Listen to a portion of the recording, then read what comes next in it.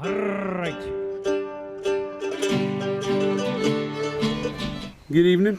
Today we're going to do Willett Bourbon. Had the bottle a year and a half. I have had it open for about a year. There's dust on the bottle right now. It tells you how often I've touched it. Meantime, which isn't much, I walked into the liquor store, seen the bottle. About the time it started becoming readily available here in Kansas, and I said, pretty bottle wins. I'll try it. 47% alcohol by volume. It's definitely worth the 40-some bucks I paid for it. I think it was in the low 40s. It is a Kentucky straight bourbon whiskey.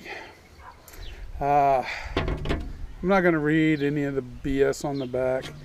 Distilled, aged, and bottled in Kentucky. They use proprietary yeast strains and generational distilling and all the other fun stuff they say on the back. And bottled by hand at the peak of perfection in taste, quality, and aroma. That is the key phrase on the back of that bottle that we're going to focus on here. We have medium amber, somewhat viscous, a little bit more viscous than you normally see. That probably helps with the 47%. Okay. Packaging's wonderful. The bottle's beautiful. Ethanol on the nose, still after being open a year. Red apples, blackberries, a yeasty note, sour corn note,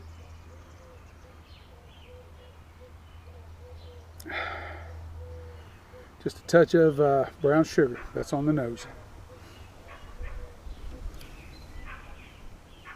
Let's go in for the palate.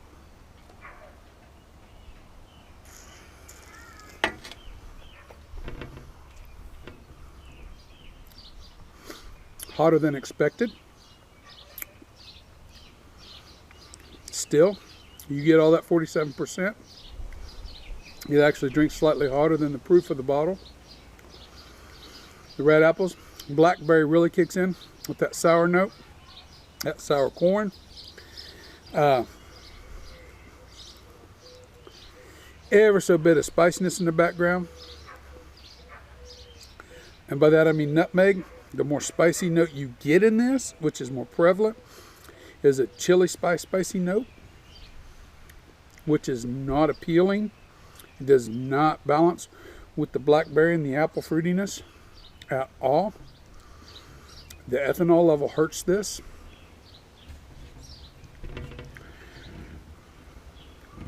Unless you got a very specific palate, this may appeal to you. Does not appeal to me. Pretty bottle appealed to me.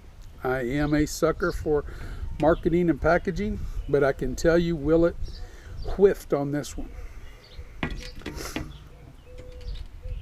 They threw somebody threw them a beautiful bottle. They threw that bottle straight down the middle, a low, slow fastball square over the middle.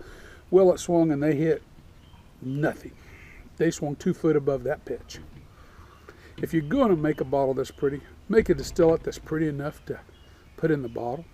Am I going to drink all this? No. I'll tell you what it reminds me of, in fact. Sort of reminds me of Ezra Brooks Black, the 40, I think it's 40, maybe 43%, but I think it's 40%. The entry level Ezra Brooks has a lot of, not exact, but a lot of similar notes on this. The Ezra Brooks, sub $10 bourbon for $7.50, drinks a little above its batting average. This is expected to be a whole lot better. It is not. And I'm sorry. I don't have a lot of good things to say about this. I'm not the only one. I know other people that I've talked to about it over the course of the last year and a half or so. Same way. None of them really find this overtly appealing. If you're one of those people that do like it, power to you. But I'm not one. I don't have friends I can give it to. I mean, I have a very limited world here. Scott and Bart's not going to want any. My dad's not going to want any of this. My son is not going to want any of this. It's just the only thing I can think that might want some of it, probably the worms. See if the worms like it, because I tell you what, I do not. Is it drinkable? Yes. Is it a sour mess? Yes. Is it ever a repeat purchase? No. I could also say, though, I've never repurchased Ezra Brooks. And Ezra Brooks was bottled at 47%. It'd be real similar to this. Not exact, I'm not. But it'd be similar. I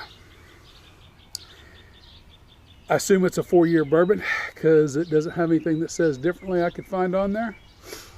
So if it takes 4 years to produce this, they better wait another 15 before they put out another bottle from that mash bill, that whatever they're doing. Because if they like it, power to them. Find other people that do. I'm not one of them. And I'm not bagging on Willett. Don't take this too wrong. Willett missed with this one. Willett has a good rye product. One of the better rye products out there. I like a Willett rye, but this, no. Mm-mm.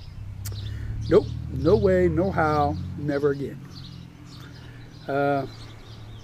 Sooner or later, it's going to find its way 47% into, when I go to cleaning auto parts, the bourbons I don't like.